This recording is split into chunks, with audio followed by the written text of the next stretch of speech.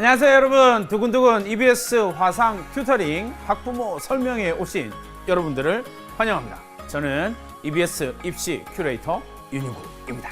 여러분들과 함께 EBS 화상 튜터링에 대해 학부모 입시 설명에 대한 이야기들을 해볼 겁니다.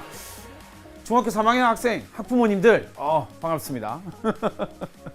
여러분들과 함께 이제 도대체 뭘 해야 되느냐, 중학교 3학년 학생들에서 지금 이제 가장 큰 이슈는 어쨌든 고등학교로 올라가는 거예요. 어떤 고등학교를 선택해야 될까요? 뭐 이런 유에 대한 고민들이 대단히 많으실 텐데, 그 많은 이야기들 가운데에서 1번 첫 번째로 제가 꼽은 선지는 당연히 학습에 대한 이해입니다.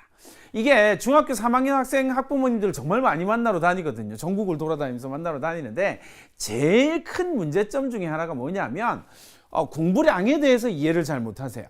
왜냐하면 초등학교 학부모다라고 이야기를 하면 초등학교 때 공부 대단히 잘했죠 다들.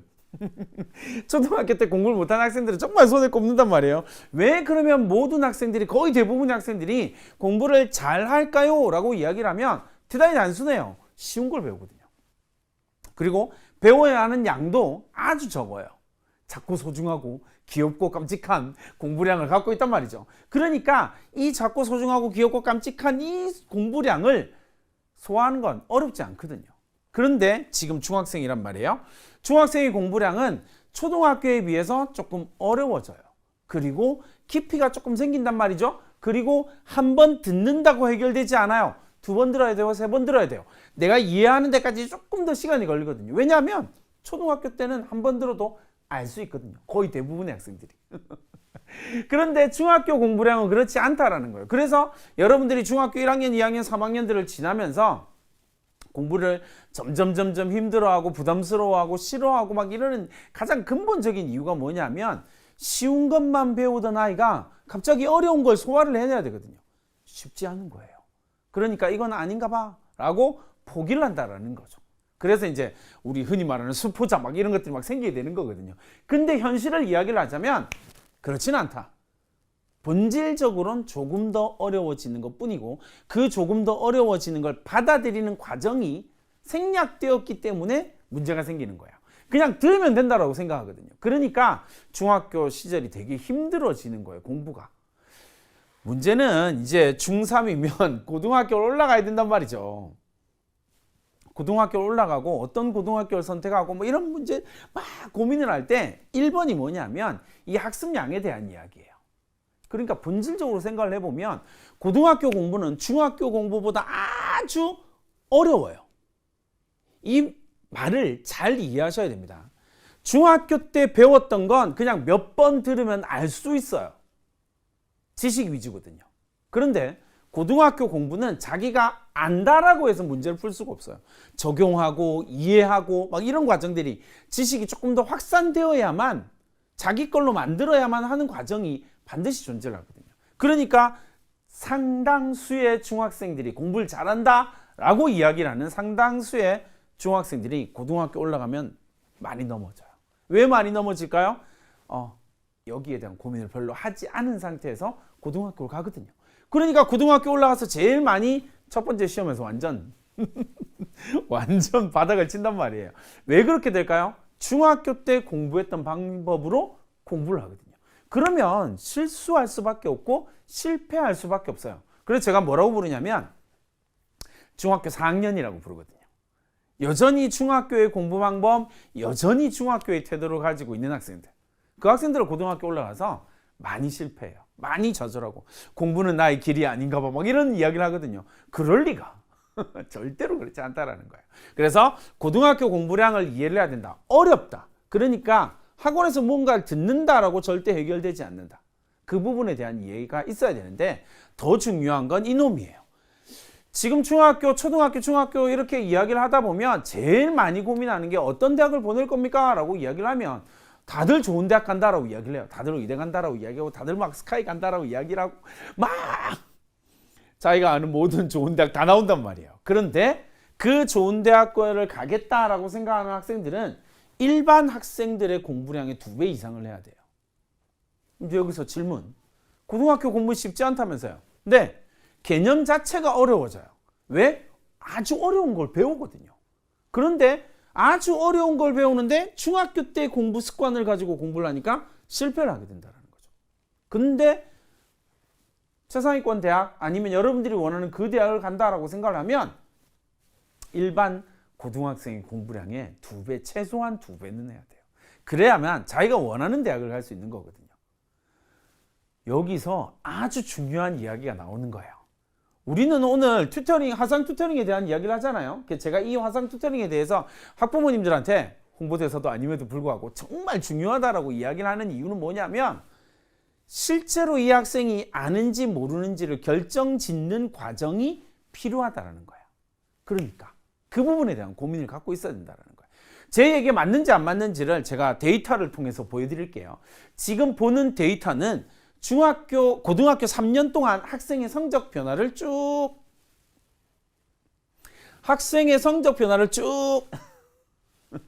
보세요. 여러분들 지금 이 강의를 들으면서 이런저런 질문들을 막 게시판에 올려주시면 답변을 해주실 거예요. 저 말고. 그러나 질문 올리시면 저한테 필요한 제가 답변해 줄 수 있는 내용 반드시 답변을 해드리도록 하겠습니다.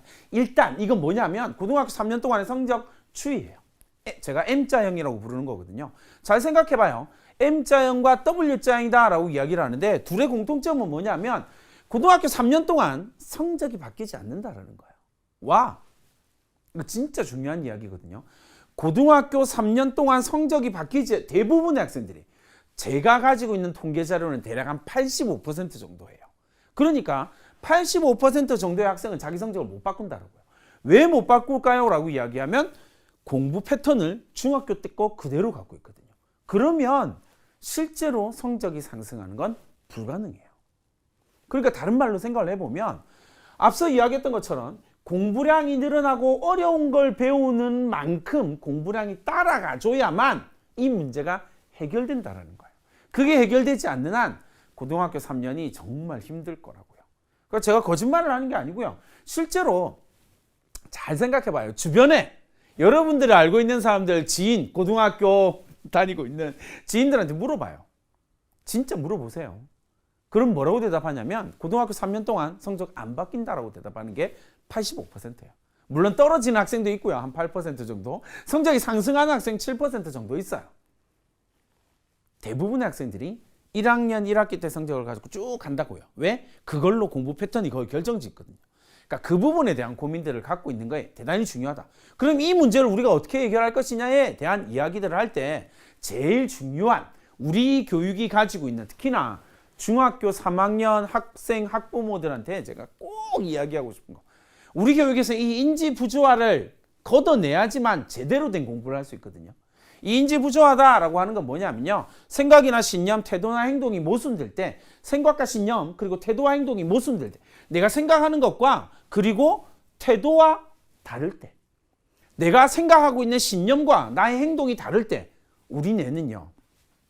둘이 충돌하잖아요. 그럼 문제가 생기거든요. 불편하단 말이에요. 삶이 너무 불편해. 왜? 생각하는 것과 행동이 다르거든. 그러니까 너무 불편하단 말이에요. 이 불편한 심리를 해소하기 위해서 우리 뇌는 어떻게 작동하냐면 자기 합리화시켜요. 이 인지부조화에 대해서 잘 알고 있는 거 아시죠? 여러분들이 잘 알고 있는 거예요. 포도밭에 들어간 여우가 포도를 따먹지 못하는 여우가 돌아서면서 이야기했던 건 저 포도는 분명 맛없을 거야, 실 거야, 못 먹는 포도일 거야. 사실 이 인지부조화가 지금 중학교 3학년 학생 학부모한테 작용하는 건요. 이거예요. 내 아이는 우수해요. 1번. 생각이에요. 나의 생각, 나의 신념. 내 아이 우수합니다.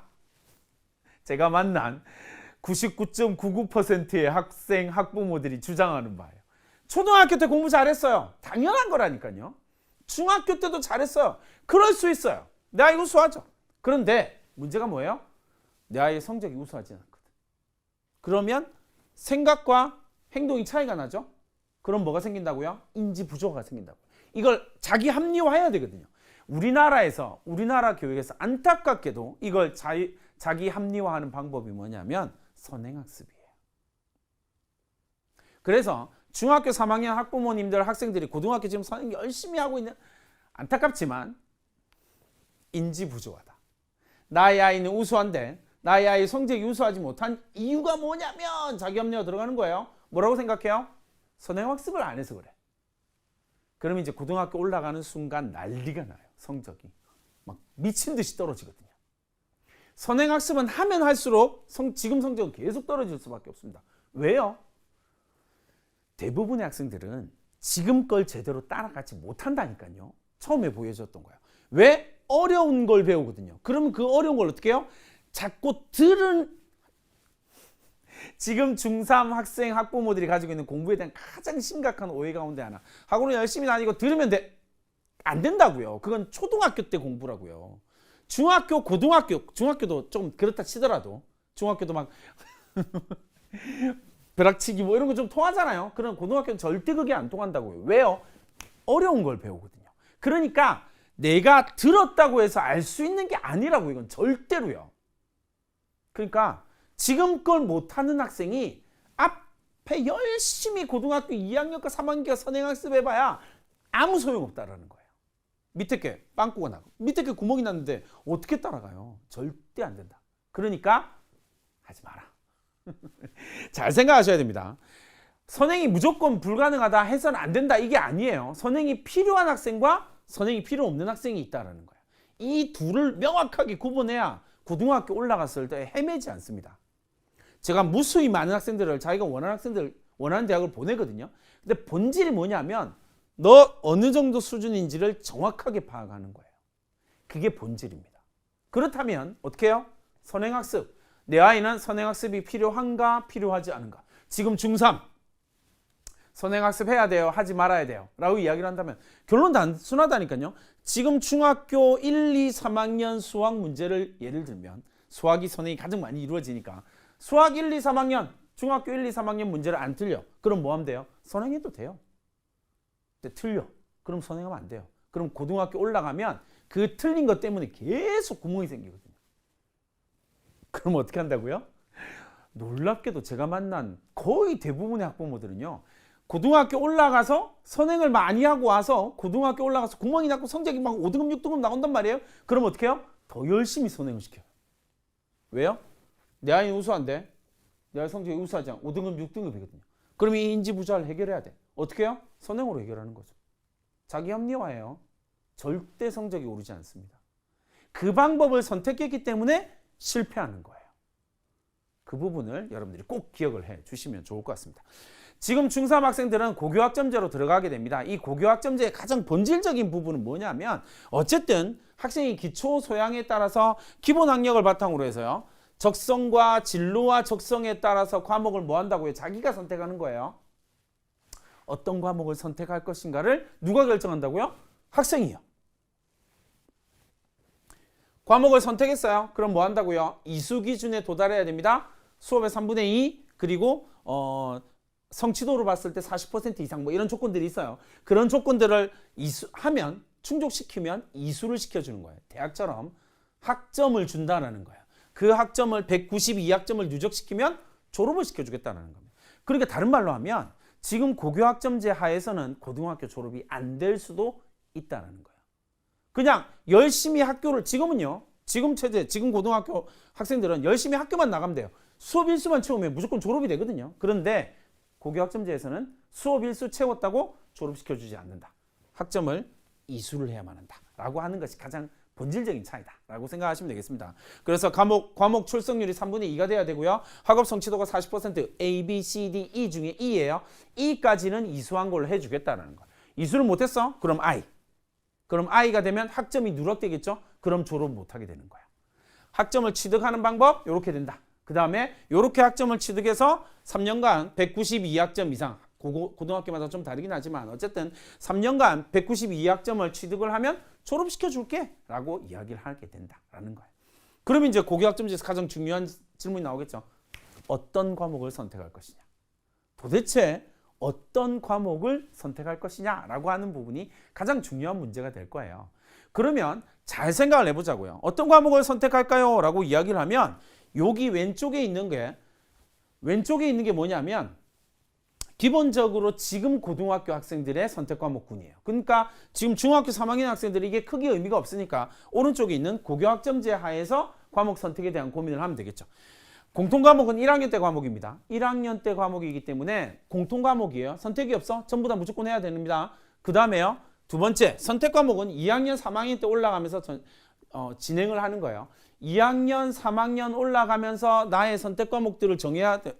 그 다음에 전문교과라고 하는 건 2022 전문교과다라고 이야기를 할 때는 앞에 2015 개정 교육과정, 그러니까 지금 고등학생들한테 적용되는 건 전문교과가 특목고 과목들이었거든요. 그런데 2022, 그러니까 고교학점제에서 적용되는 전문교과는 직업계 고등학교들이에요.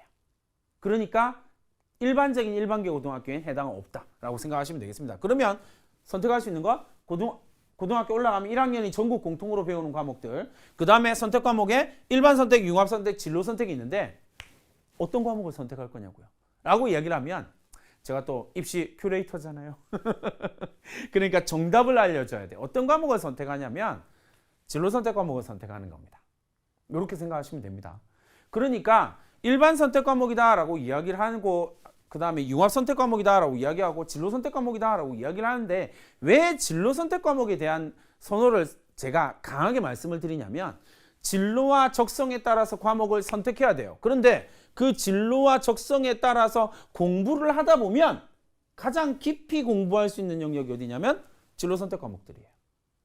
그럼 선명해졌다, 그죠? 그런 부분들에 대한 고민들을 가지고 있으면 됩니다. 제 말이 거짓말이 아닌 건 서울대학교가 증명을 하고 있죠. 서울대학교의 전공연계 교과 이수라는 겁니다. 뭐냐면 여러분들이 과목을 선택한다면 전공연계되어서 어떤 과목을 선택하는 게 좋으냐면 이야기하면서 서울대가 두 가지를 이야기를 해요. 첫 번째 뭐냐면 핵심 권장 과목이에요. 꼭 필수적으로 선택하면 좋겠다. 강제할 수는 없으니까. 자격 기준은 또 아니니까.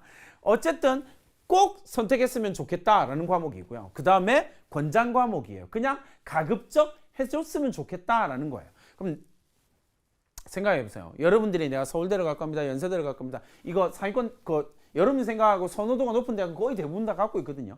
발표한 자료들이에요. 그럼 여러분들이 이걸 보세요.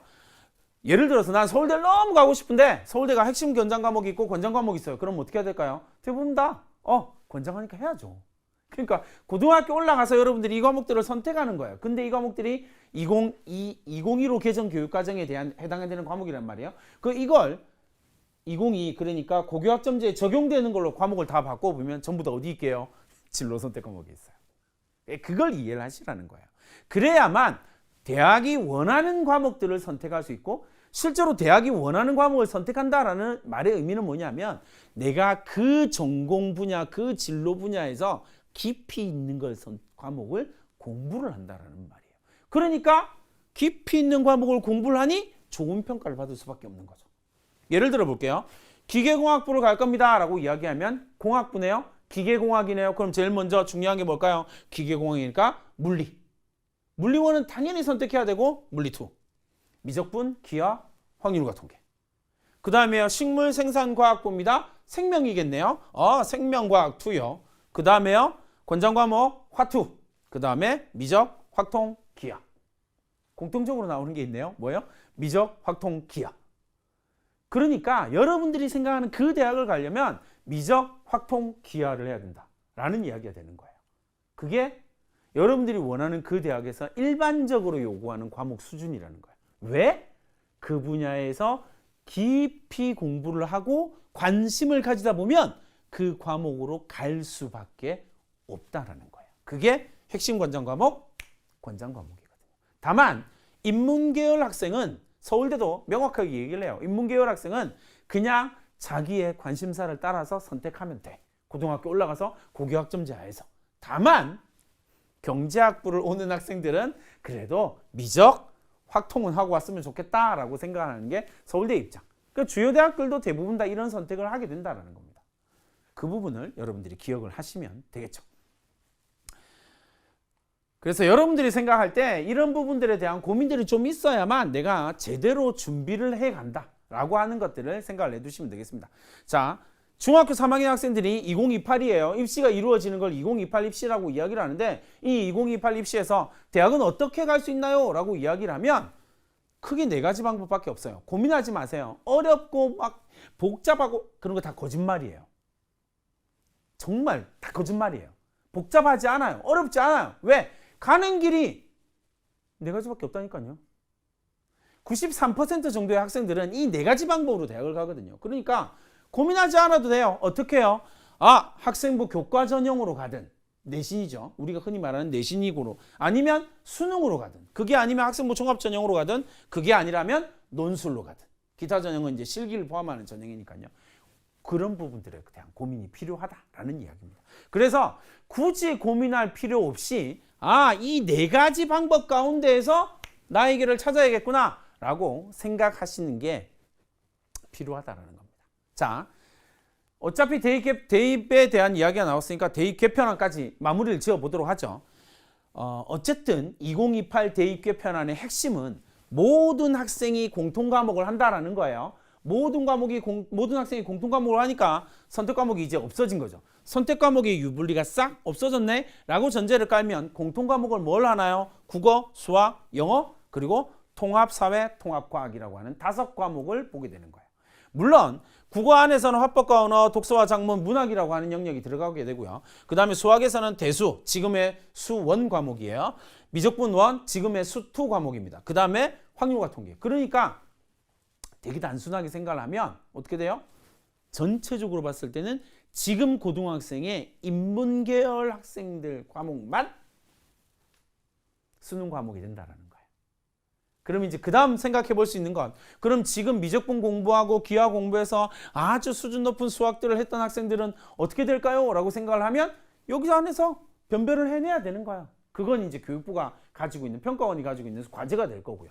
영어도 마찬가지, 영어 1, 영어 2. 그 다음에 문제가 되는 건 지금 이제 조금 이슈가 되는 것 중에 하나가 통합사회, 통합과학에 대한 이야기다. 그죠? 통합사회, 통합과학은 1학년 과목입니다. 1학년 과목인데 3학년 수능 때 볼 거란 말이에요. 여기서 문제가 하나 생기네요. 이게 선택 과목이 없어진다라고 전제를 깔았기 때문에 통합사회는 크게 문제가 안 돼요.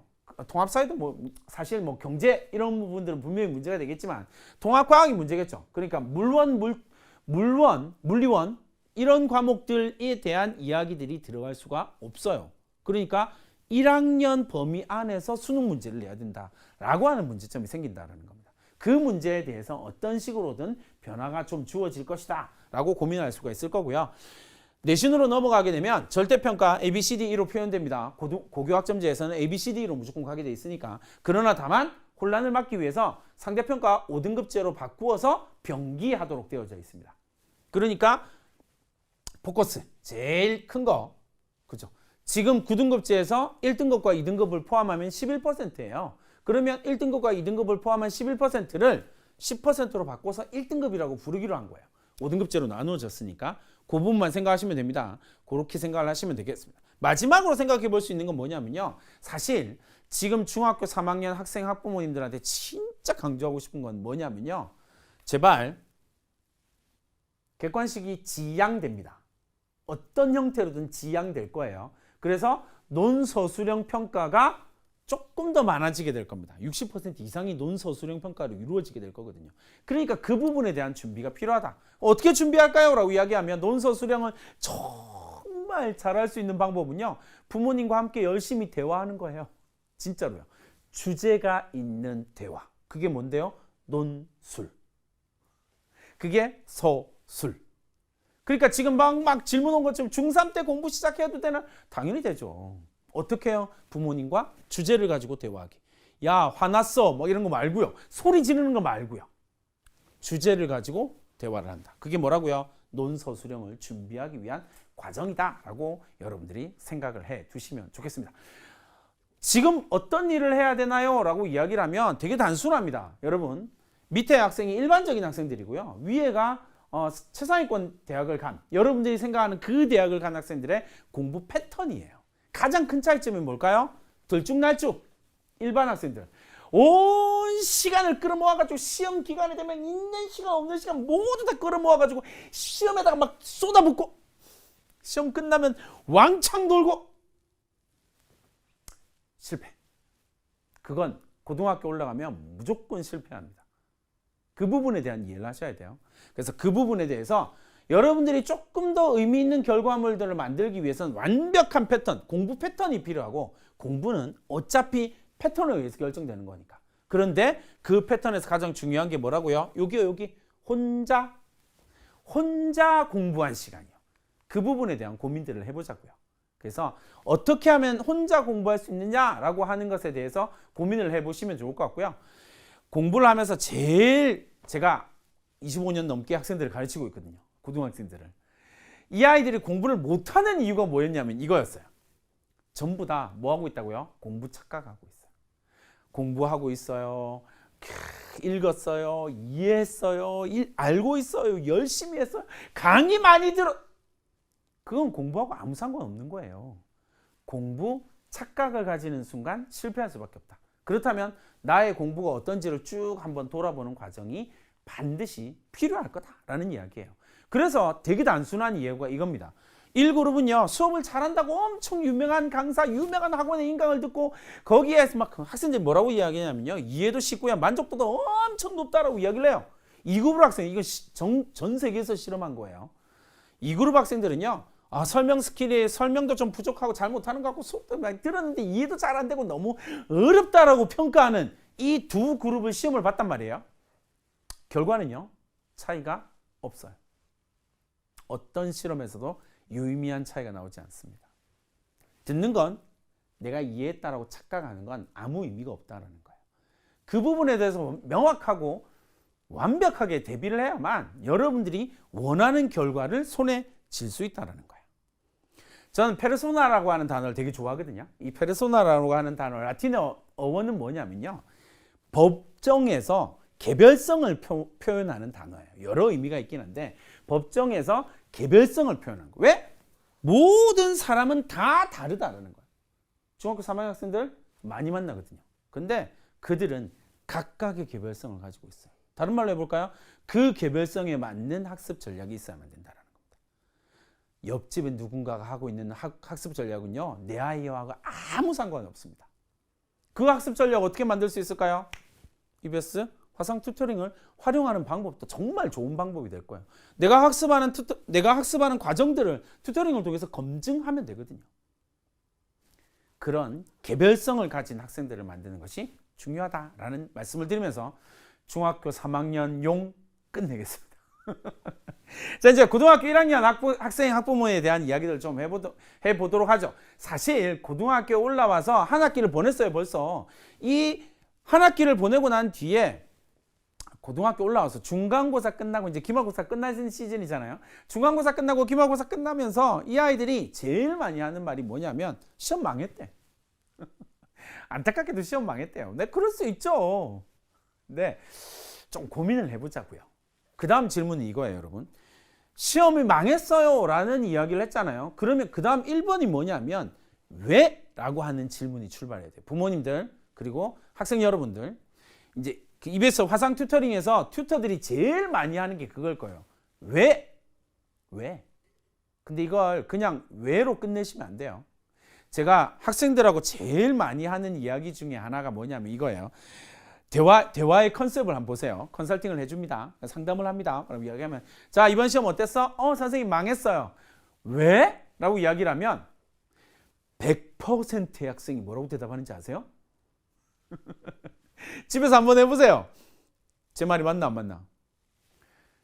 시험 끝나고 난 다음에 왜 망했냐라고, 왜 시험을 못 봤어? 라고 물어보면 100% 똑같은 대답이 나옵니다. 뭐라고 이야기해요? 열심히 안 했대요. 자, 여기서 대화가 끝나버리면 이 학생은 앞으로 성적이 절대 오를 수가 없습니다. 이건 철칙이에요. 왜요? 열심히 안 했어요. 그러면 그 다음 말이 뭐게요? 대안이 뭐예요? 문제점이 열심히 안 해서가 문제점이잖아요. 맞죠? 그러면 대안은 뭐예요? 해결책은 열심히 해야죠. 근데 그놈은 열심히 할까요? 안 할까요? 안 해요. 왜요? 패턴이라니까요. 그러면 그 다음 질문을 우리가 가야 돼요. 그래서 질문을 할 때 계속 꼬리를 물고 질문해 줘야 되거든요. 제가 잘하는 거예요. 그리고 결국은 울리죠. 울려야 원하는 걸 끄집어낼 수 있거든요. 그럼 왜 열심히 안 했죠? 뭐라 하겠죠. 99% 핸드폰 때문이에요. 아니면 자기가 열심히 쫓아다니는 오빠 때문이거나 어쨌든 여러 가지 이유가 있을 거란 말이야. 왜 공부를 안 했는지 물어봐야죠. 그러면 대안이 나오겠죠. 그렇게 5번 질문을 쭉쭉 5번, 6번 막 이렇게 쭉쭉쭉쭉 가다 보면 이 아이의 바탕, 베이스가 나와요. 그 베이스를 해결해야 이 아이가 공부를 할 수 있는 선택을 할 수 있어요. 그게 본질이라고요. 그 부분에 대한 고민을 하셔야 됩니다. 자, 고등학교 1학년 학생들요. 잘 들어봐요. 학부모님들. 2025학년도 올해죠. 올해 수능에서 전체 수험생은 대략 한 48만 명 정도 될 거예요. 대략 그 정도 될 겁니다. 한 48만 5천 명 정도 될 거거든요. 그러면 지금 고등학교 2학년 학생, 지금 고등학교 1학년 학생들까지 계산을 하면 45만 명 선에서 결정이 될 거예요. 비슷하게 형성됩니다. 이 48만 명 가운데에서 대략 48만 명 가운데에서 대략 올해 재수생으로 계산을 하면 재수생의 비율이 한 17만 명, 18만 명 정도 될 거거든요. 35% 훌쩍 넘어서 38% 정도까지 갈 거란 말이에요. 재수생 비율이 그렇게 높아진다고요. 지금 고등학교 2학년도, 지금 고등학교 1학년도 그렇게 될 거예요. 쉽지 않죠. 고민을 하세요. 그냥 내가 열심히 하면 될 거야는 어떤 전략도 안 돼요. 잘 생각해봐요. 48만 명의 수험생이 있어요. 그 48만 명 가운데에서 공부를 열심히 안 할 거야 라고 생각하는 학생 몇 명일까요? 몇 명 안 될걸요. 있기는 있겠죠. 그냥 뭐 수능 보러 가는 인생인 경험이지 이러면서 보는 학생들도 분명히 있을 거예요. 그런데 최소한 20만 명 정도는 나 공부를 열심히 해야만 해 라고 하는 생각을 갖고 있다고요.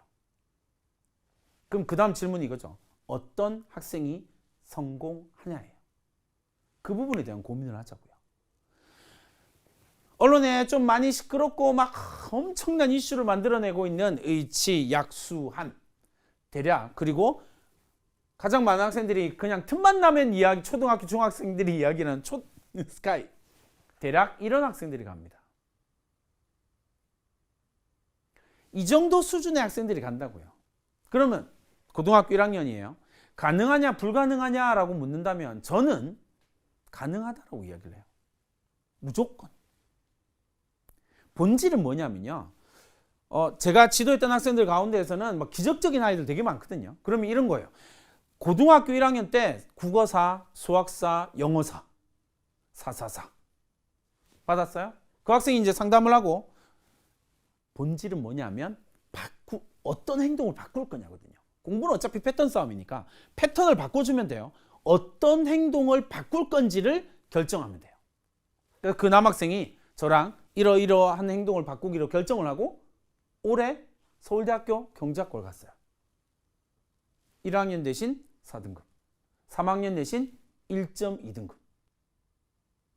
국어 1, 수학 1, 정확하게 국어 1, 확률과 통계 1, 미적분 1, 그리고 영어 2. 서울대 경제학과. 문과인데 미적분을 선택했다고요. 전략적인 부분이죠. 그 부분에 대한 고민을 하셔야 돼요. 시작이 언제면 되냐고요? 지금이요. 혹시 고등학교 2학년 학부모가 있다면 언제 아무도 늦은 학생은 없어요. 본질은 변화하는 행동을 하느냐 하지 않느냐의 문제예요. 그 부분에 대한 고민이 해결되면 정답이 딱 나오게 돼 있거든요. 그러니까 그 부분에 대한 고민을 해보자고요. 전형별 비율을 한번 살펴보면 서울에 있는 주요 대학이에요. 서울에 있는 주요 대학. 전국에 있는 대학과 서울에 있는 대학은 선발하는 방법이 좀 달라요. 그래서 우리 일반적으로 고등학교 1학년이다 라고 이야기를 하면 투트랙 전략을 이야기를 하거든요. 제가 이 투트랙 전략은 어떻게 나오냐면 지방 거점 국립대를 목표로 하는 트랙이랑 그리고 서울에 있는 주요 대학을 목표로 하는 트랙 두 가지로 나누어서 이야기를 해요. 실제로 준비 방법이 좀 다르거든요. 그러니까 그 부분에 대한 고민을 가지고 이야기를 해보자고요. 일단 서울에 있는 주요 대학에 대한 선호도가 높은 건 사실이니 그러면 서울에 있는 주요 대학의 전형별 쭉 살펴봤더니 제일 많이 뽑는 거 정시전형이에요. 수능. 누구에게 강세가 있어요? 재수생, 졸업생들한테요. 서울에 있는 주요 대학에 지금 여기 나와 있는 서울 주요 15개 대학 정도만 놓고 봐도요. 정시로 들어가는 학생들의 비중, 정시로 들어가는 학생들 가운데서 70에서 75%, 78%까지가 졸업생들이에요. 정시는 그렇다고요. 수능에서 성적 차이가 어마어마하게 난다라는 걸 보여주죠. 정시. 두 번째는 뭐라고요? 학생부 종합전형이에요.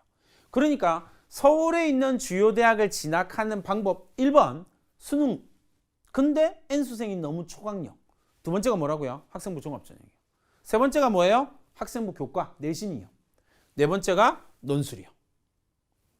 기타 전형은 실기 전형 포함하고 있으니까 그렇게 생각을 하시면 되겠습니다. 그럼 지방 거점 국립대를 목표로 합니다 라고 이야기를 하면 지방 거점 국립대는요 45%를 학생부 내신으로 뽑아요. 그러니까 루트가 완전 다르다고요. 그럼 나는 고등학교 1학년 지금 1학년 1학기 중간고사 기말고사 1학기가 딱 끝났어요. 잘 생각해 보세요 여러분. 1학기가 끝났다라는 말의 의미는 뭐냐면요. 대입에 반영되는 성적이 5학기예요. 1학년 1학기부터 3학년 1학기까지 5번 있거든요. 그럼 그 5번 가운데서 이제 20%를 만든 거예요. 20%가 지나간 거예요. 앞으로 얼마나 남았다고요? 5분의 4가요. 근데 왜 포기해요? 근데 왜 거기서 멈춰요? 20%밖에 안 지났는데? 80%나 남았는데요? 그러면 나의 행동, 어떤 행동을 어떻게 바꾸면 이 80%를 성공할 수 있는지를 고민하면 돼요. 그러면 답이 나오게 돼 있거든요. 잘 생각하세요. 공부의 본질은 무조건 이거예요. 더 고민할 필요도 없습니다. 무조건 혼자 공부한 시간이에요. 지금 우리나라 여러분 주변에 학부모님들도 마찬가지, 여러분 학생들도 마찬가지, 고등학교 1학년 주변의 학생들 다 살펴봐요. 공통적으로 하는 게 뭘까요? 학교 갔다 왔습니다. 그 다음 뭐예요? 학원 갔다 왔습니다. 안 가는 학생이 별로 없어요. 그럼 잘 생각해봐요. 전교 1등도 가고 전교 꼴찌도 갑니다. 학원에서 보내는 시간은 차이가 별로 안 나더라고요. 실제로요. 그 다음 질문이요. 근데 왜 등급은 차이가 날까요? 그 다음 질문이요. 실제로 되게 단순하게 생각하면 공부했다라고 주장하는 시간은 별 차이가 안 나요. 본질적으로 차이가 나는 건 뭐라고요? 혼자 공부한 시간이에요. 이 혼자 공부한 시간 때문에 성적 차이가 나는 거예요. 그러니까 제가 학생들과 상담하면서 학부모님들과 상담하면서 제일 먼저 하는 이야기가 뭐냐면 지난 방학 때 이 아이 몇 시에 일어났어요? 라고 하는 질문이에요. 그게 그 아이의 본질을 보여주거든요. 공부를 잘하고 내가 원하는 대학을 가야겠다라고 생각하는 학생들은 방학 때 어떻게 할까요? 아침 일찍 일어나죠. 본질은 여기서 차이가 나요. 여름방학이 이제 코앞에 다가왔습니다. 이 아이는 언제 일어날까요? 이게 해결이 안 되니까 부모님들이 전부 다 뭐예요? 하지 말아야 될 행동을 또 하나 하죠. 뭐예요? 썸머스쿨 보내요. 학원에. 썸머스쿨을 갔다 온 학생들 가운데 성적이 오르는 학생의 비율은 몇 %쯤 될까요? 이걸 주변에 한번 물어보라고요. 그러면 나의 행동이 정보가 제대로 들어올 거 아니에요.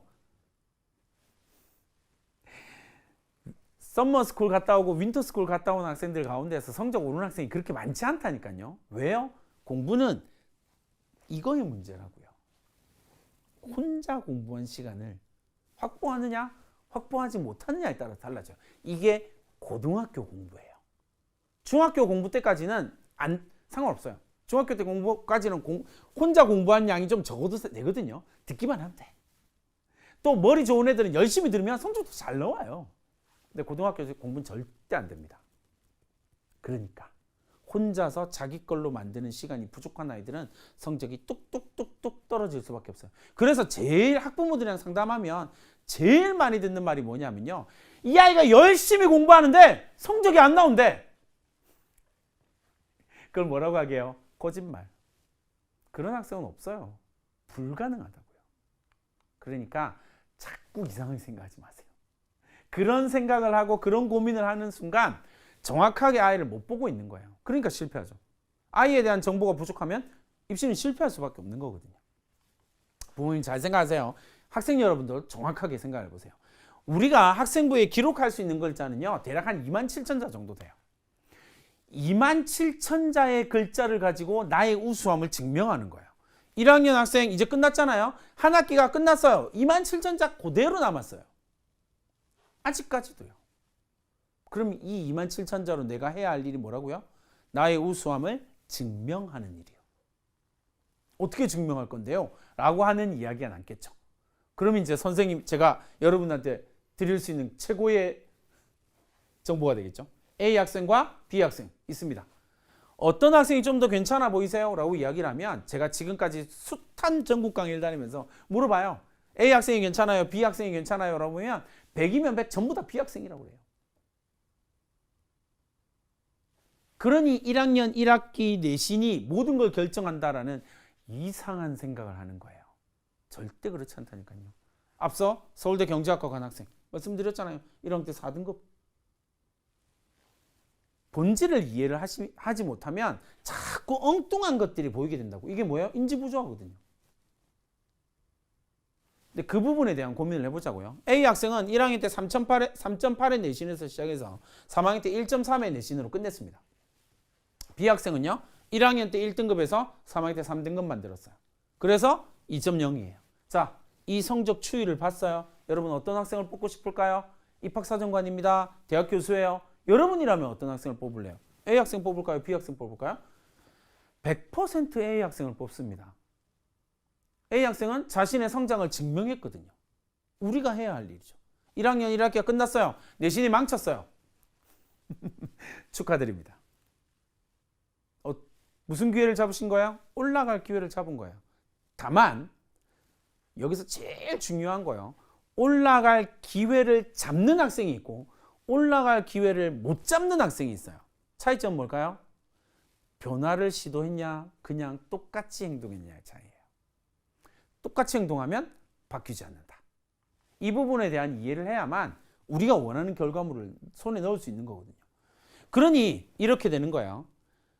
교과서 혜택을 봤더니 윤리와 사상에서 대부분의 글자들이 가려져요. 왜 가려질까요? 되게 단순한 이야기죠. 이 학생은 어떤 행동도 하지 않았거든요. 수업 시간에. 그러니까 이렇게 가려지는 거예요. 선생님이 이 학생에 대해서 쓸 말이 없네? 그럼 어떻게 해요? 다른 학생 거랑 똑같이 복사해서 붙여넣기 해야죠. 여기는 복사해서 붙여넣기 한 거예요. 27,000자라고 하는 그 무수히 많은 글자를 나의 우수함과 나의 역량과 나의 뛰어남을 증명할 수 있는 그 숱한 이야기들을, 글자를 이렇게 낭비를 한다면 실패할 수밖에 없죠. 그렇죠? 서울대학교를 보낸 학생의 학생부를 보여드립니다. 자율활동 계획을 살펴봤더니 뭔지 모르겠지만 복사해서 붙여넣기를 했네요. 좋아요. 그건 위에 건 뭘까요? 학교 행사니까. 당연히 그럴 수 있죠. 서재 땡땡땡 서재 활동에 들어가서 8회 특강을 듣고 지속적인 토론, 이건 학교 활동이니까. 모든 학생이 똑같이 했거든요. 100명의 학생이 똑같이 했어요. 저희 학교에서 100명의 학생이 위에 거 첫 번째 문장 100명의 학생이 똑같이 했어요. 그 다음에 두 번째 지속적인 토론, 이거 15명의 학생이 똑같이 했거든요. 그러니까 저럴 수 있어요. 그런데 밑에 뭐라고요? 전국에서 한 명이요. 이게 본질이라니까요. 27,000자의 글자를 가지고 나의 우수함을 어떻게 증명하냐면 이 네 가지로 증명하는 거예요. 나는 자본주의의 체제의 모순에 대해서 인식하고 의문점을 가지고 그 다음에요. 질문하고요. 그 다음에 탐색을 했다고요. 탐구력이 뛰어난 학생이네? 그러니까 당연히 선발되죠. 그 부분에 대한 고민을 해보자고요. 제가 짧은 시간에 정말 압축해서 이야기를 하긴 했지만 본질은 선명합니다. 학교가 무엇을 했느냐가 중요하지 않아요. 선생님, 저희 학교는 그러지 않는데요. 아유, 당연하죠. 그러나 대학이 보려고 하는 본질은 뭐냐면요. 네가 뭐 했니예요. 다른 건 아무것도 없어요. 네가 뭐 했냐고요. 그 27,000자를 넌 뭘로 채웠니? 이게 대학이 보려고 하는 거예요. 그 27,000자를 성장으로 채웠어요? 그러면 조금 내신이 낮아도요. 불러요. 무조건 부른다니까요. 그 부분에 대한 고민합시다. 그럼 그 다음 질문이에요. 1학년 1학기를 보냈습니다. 1학년 1학기를 보냈어요. 어떤 성장을 했어요, 여러분? 그 고등학교에서 어떤 성장을 했어요? 이게 질문이라니까요. 대학이 묻고 있는 거예요, 여러분들한테. 그럼 여러분들이 저는요 얘기를 해야죠. 나의 성장에 대해서 얘기를 해야죠. 고등학교 3년 동안 27,000자를 가지고 자기의 성장을 증명한다라는 이야기는 끊임없이 성장한다라는 이야기잖아요. 그럼 다른 말로 하면 뭐예요? 성장 가능성이 뛰어난 학생이에요. 안 뽑을 리가 없죠. 무조건 뽑는다니까요. 그 부분에 대한 고민을 가지시면 됩니다. 고등학교 학생들, 요즘에 제가 무수히 많은 학생들을 만나면서 계속 이야기하는 게 뭐냐면요. 공부 착각하지 말라고요. 요즘에 특히나 고등학생들이요. 제가 진짜 교직 생활을 하면서 25년 동안 교사를 하면서 정말 힘든 게 뭐냐면요. 10월 달에 인강 보고 있는 고등학교 3학년 학생이요. 말이 되냐고요. 그건 실패할 수밖에 없다니까요. 자기 공부를 하는 게 아니에요. 인강을 어떻게 봐? 발장 끼고 봐요. 그렇게. 남의 공부를 쳐다보고 있는 거죠. 실패한다니까요. 그건 그냥 공부하고 있다라고 착각하는 거예요. 강의 많이 들으면 공부를 잘할 겁니다. 아니요. 그 어떤 학생도 강의 많이 들었다고 공부를 잘할 수 없어요. 절대 불가능해요. 강의 많이 들어서 공부를 정말 잘하는 학생이 딱 한 부류가 있어요. 누구게요? 천재예요. 진짜요. 들으면 압니다. 천재밖에 없어요. 저도 듣는다고 알지 못한다니까요. 들으면 압니다. 많이 들으면 압니다. 학원 안 가는 것보다 낫겠죠? 아니요. 똑같다니까요. 많이 듣는다고 해서 나아지는 건 초등학교 때 공부나 그렇다고요. 거기에 대한 이 완벽한 공부 착각을 해결하지 않는 한은 실패할 수밖에 없습니다. 그러니까 그 부분에 대한 고민을 해보자고요. EBS 튜터링에 대한 이야기들을 이렇게 입시 설명회 하면서 자꾸 강조하는 이유 중에 하나는 뭐냐면 이 아이가 진짜 공부했는지 안 했는지를 튜터들이 확인을 해가는 과정이 분명히 있단 말이에요. 그게 확인되어지면 이 아이가 진짜 아는 거예요. 그러면 적용할 수 있거든요. 세상 정말 믿을 수 없는 말이 있잖아요. 시험 치고 난 다음에 아이들이 항상 하는 말이 뭐냐면 아는데 틀렸대요. 이제 이게 얼마나 황당한 말인지 아시겠죠? 그런 거 없어요. 아는데 어떻게 틀려요? 그건 불가능한 거예요. 여러분들한테 묻고 싶은 거예요. 나는 자녀의 공부를 위해서 무엇을 해줄 수 있나? 이 질문에 대한 답을 찾아가는 게 입시고 교육이라고 생각합니다. 그 부분에 대해서 여러분이 흔들림이 없이 좀 선명해야 돼요. 내가 어떤 전략을 갖고 자녀를 만날 것이냐, 어떤 전략을 가지고 이 아이들을 끌고 갈 것이냐에 대한 고민이 깊으면 깊을수록 내가 자녀한테 해줄 수 있는 말이 많아지게 되고 그 해줄 수 있는 말이 많아지면 많아질수록 자녀는 성공으로 나아갈 수 있게 된다는 거예요. 다만 그 해줄 수 있는 말은 절대 공부하라는 말은 아닙니다. 그 말은 부모가 해서는 안 되는 말 가운데 하나거든요. 그래서 그런 전략적인 고민을 좀 해주는 화상 튜터링 학부모님, 학생들이 되면 좋을 것 같습니다. 그냥 열심히 해가 아니에요. 그건 실패합니다. 우린 그런 사회가 아니거든요. 그냥 열심히 해가 아니고 내가 어떤 전략을 가지고 어떤 도전을 하고 어떤 변화를 할 것인지를 생각하고 고민하고 한 걸음 더 나가는 여러분들을 응원하겠습니다. 감사합니다.